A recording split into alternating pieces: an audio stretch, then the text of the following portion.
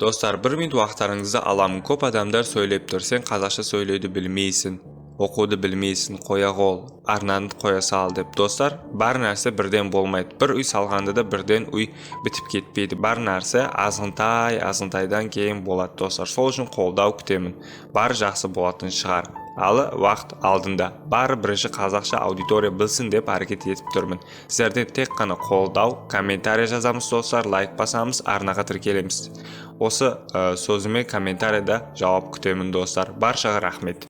Barchaga assalomu alaykum dostlar. Sizlar men sport жаңалықтары videoni boshlamas burun arnaga tirkelib videoga like bosуды unutmangizlar. Eng so'nggi жаңалықтар tek qana bizda bo'ladi. Men uni nokautga tushirar edim. Ivan Dichko o'zbek bokschisi Bahodir Jalolov jayli fikr bildirdi. Ağır salmaq darajasida o'ynar ko'rsatgan qozog'istonlik bokschi Olimpiada жүлдегері Ivan Dichko басылымына bergan suhbatida boksdan O'zbekiston quramasining qo'shboshchisi Bahodir Jalolovning yetisligini qupiyasi turali aytdi. Uni qarim qobiliyati turali so'z qo'zg'adi. Bu turali Nur tilchisi xabarladi. Bahodir Jalolovning kesbi ringda кездескіңіз kelе ма? Onымен қазіргі таңда кездесудің men үшін еш мағынасы жоқ. Себебі мен onымен бұрындары кездескенмін.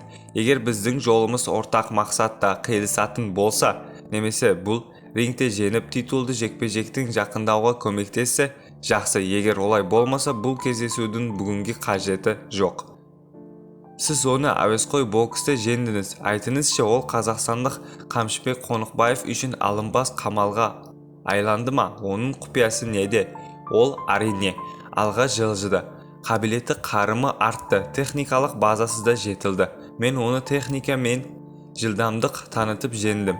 Алайда тәсілдері де қолдандым. Оны бойы ұзын, аяғы жақсы қозғалады. Ұзын қолының арқасында ол қарсыласын өзіне жақындатпайды. Қол аяғы ұзын боксшылардың жеңіске жетуі басты әдістері осы. Артық күрделі ештеңе жоқ.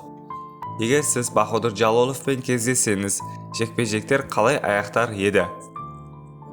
Әлбетте, мен фаворит болар едім. Мен оны нокаутқа түсірер едім. Айта кетейік, Иван Дичко Bahodir Jalolovпен әуесқой бокста 4 рет кездесіп, барлық жекпе-жектерде өзбек боксшысынан басым түсті. Осы ретте өзбек боксшысы Bahodir Jalolov өткен Олимпиада ойындарында жеңімпаз саналады. Қазіргі таңда оның басты қарсылас ретінде қазақстандық Қамшыбек Қонықбаевтың есімі аталып жүр. Ал кәсіпқой бокста Иван Дичко 13 жекпе-жек өткізіп, оның 12 жекпе-жегінің мерзімінен бұрын аяқтаған еді. Өз кезеңінде Bahodir Jalolov кәсіпқой рингте барлық 14 жекпе-жектің мерзімінен бұрын жеңіске жетті. Сіздермен спорт жаңалықтары болды. Арнаға тіркеліп, видеоға лайк басуды ұмытпаңыздар. Ең соңғы жаңалықтар тек қана бізде болады.